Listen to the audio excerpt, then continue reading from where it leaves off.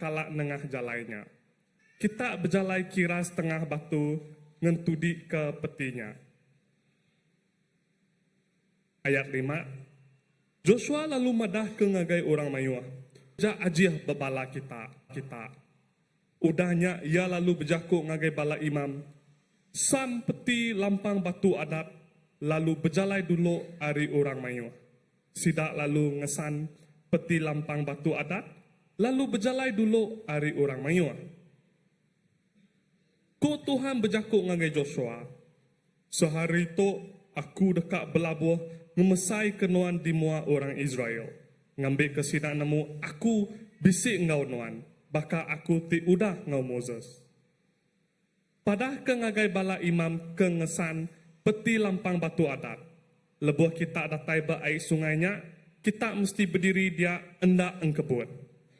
Udahnya Joshua berjakuk ngagai orang Mayuah. Datai kita, lalu pendiang kejakuk Tuhan Allah Ta'ala kita. Lebuh kita nyerang, Allah Ta'ala dekat muru orang kanan, orang Iti, orang Ibi, orang Peris, orang Girgas, orang Amor, ngau orang Jebus.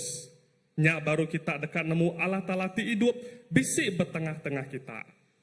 Lebuh peti lampang batu adat ti enggi Tuhan ti berkuasa di serata dunia, di sandulo ari kita. Lihat 12 iku orang, siku ari sitik-sitik raban bangsa. Lebuh tapak kaki bala imam kengesan peti lampang batu adat, ti diempu Tuhan ti berkuasa di serata dunia, nyindia air sungai Jordan. Airnya dekat baduk rarat, lalu dekat nyegang ke ulu. Ayat 14. Lebuh orang Israel mupu ari kem sidak, dekat merakak sungai Jordan, bala imam kengesan peti lampang batu adat berjalai dulu ari orang Mayuah. Nyadi sungai Jordan bah empuh tebing sepemanjai musim ngetau.